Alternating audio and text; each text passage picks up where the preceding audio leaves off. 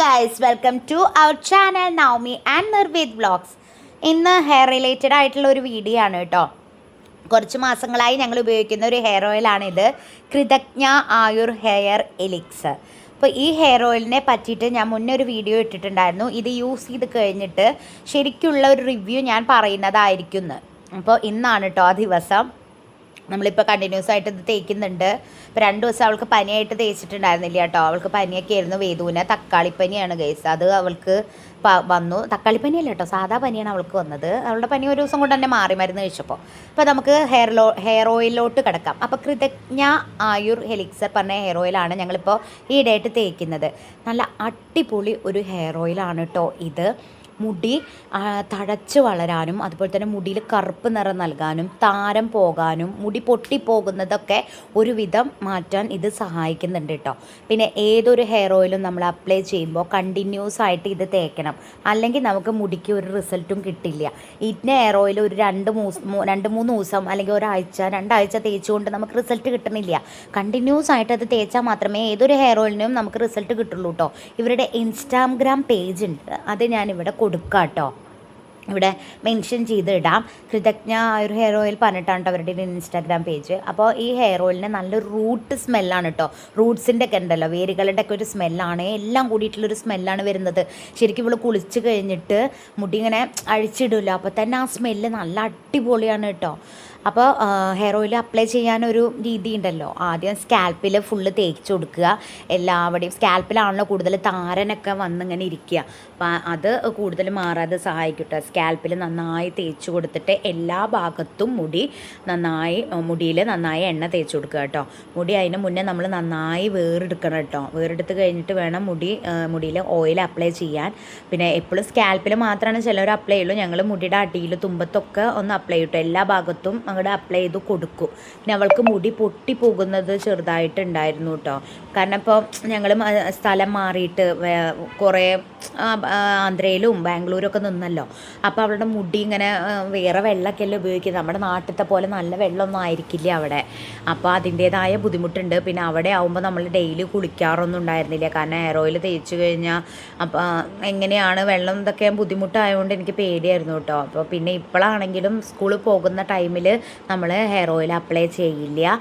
വൈകുന്നേരങ്ങളിലാണ് അവൾക്ക് മുടി കഴുകി കൊടുക്കാറ്. ഒരുപാട് പേര് ചോദിക്കാറുണ്ട് കേട്ടോ, എങ്ങനെയാണ് മുടി രാവിലെ കുളിക്കുകയോ? ഒരിക്കലും ഇല്ല. രാവിലെ അവൾക്ക് കുളിച്ച് കഴിഞ്ഞാൽ 2 ഭാഗം മുടഞ്ഞിടണ കാരണം അത് വളരെയധികം ബുദ്ധിമുട്ടാണ് കേട്ടോ.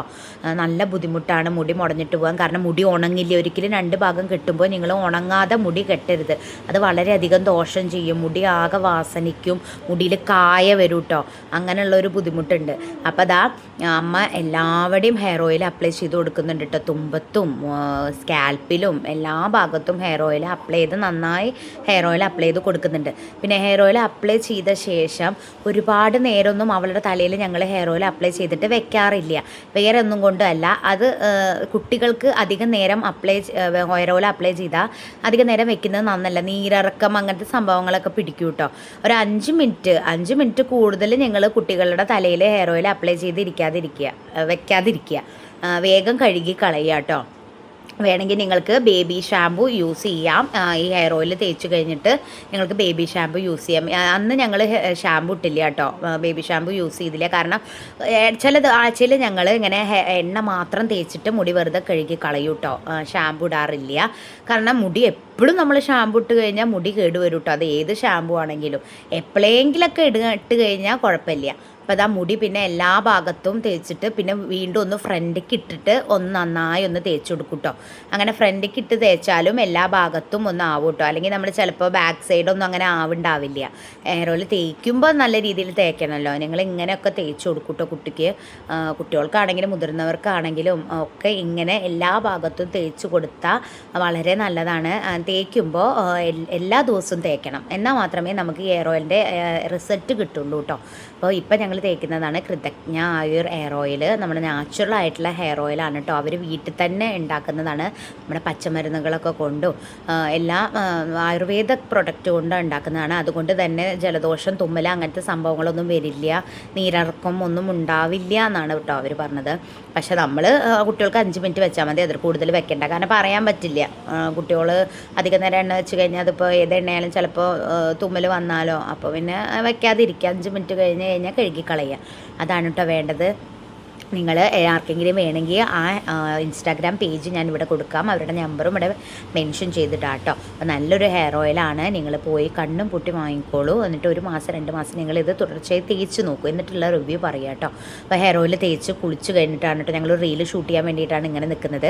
അപ്പോൾ മുടി ഉണങ്ങിയിട്ടില്ല, ആ ഉണങ്ങാത്ത കൊണ്ടാണ് ഞാൻ അവൾക്ക് ഇങ്ങനെ മുടി കെട്ടിക്കൊടുത്തത് കേട്ടോ. ഒരിക്കലും നിങ്ങൾ ഉണങ്ങാത്ത മുടി മുടഞ്ഞിടാൻ പാടില്ല, അത് മുടിക്ക് വളരെയധികം ദോഷം ചെയ്യും. ഹെയർ ഓയിൽ അപ്ലൈ ചെയ്തതിന് ഒരു കാര്യം ഉണ്ടാവില്ല. അപ്പോൾ ഇത്രയല്ലോ ഗൈസ് ഇന്നത്തെ ഒരു വീഡിയോ. എല്ലാവർക്കും ഇഷ്ടപ്പെട്ടാൽ ലൈക്ക് ചെയ്യുക.